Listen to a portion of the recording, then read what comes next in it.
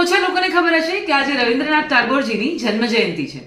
આજે હું તમારી સાથે એમના વિશે કેટલીક મજાની વાતો શેર કરવાની છું। જલ્દીથી આ રીલને સેવ કરો એટલે તમે તમારા બાળકો સાથે આ વાત કરવાનું ના ભૂલો। રવિન્દ્રનાથ ટાગોર એક એવા કવિ જેને ફક્ત ભારત નહીં પૂરા વિશ્વમાં ખ્યાતિ મળેલી।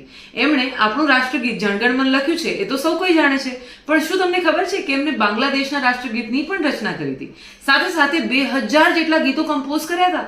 એ સિવાય એમનો જે ફેમસ કાવ્ય સંગ્રહ છે ગીતાંજલિ, જેના માટે એમને 1913માં નોબેલ પીસ પ્રાઇઝ મળેલું। He was the first non-European poet to receive this prize. એમના વિશે એક રસપ્રદ વાત કહું। 1915માં જ્યારે બ્રિટિશ ગવર્મેન્ટે એમને સરનો ખિતાબ આપ્યો ત્યારે એમને હોશે હોશે એ ખિતાબ અપનાવેલો, પણ જ્યારે 1919માં એમને જલિયાવાલા બાગનો હત્યાકાંડ જોયો ત્યારે એમને ખૂબ જ દુઃખ થયું અને એનો વિરોધ દર્શાવવા માટે એમણે આ ખિતાબ બ્રિટિશ સરકારને પાછો આપી દીધો। એમણે કીધું કે જે સરકાર આવા હત્યાકાંડમાં ઇન્વોલ્વ હોય એના પાસેથી કોઈ પણ ખિતાબ કે વિરુદ્ધ મારે નથી જોઈતું। આવા કવિ આપણા ભારતના રવિન્દ્રનાથ ટાગોર। આજે જ તમારા બાળકો સાથે આમના વિશે વાત કરજો।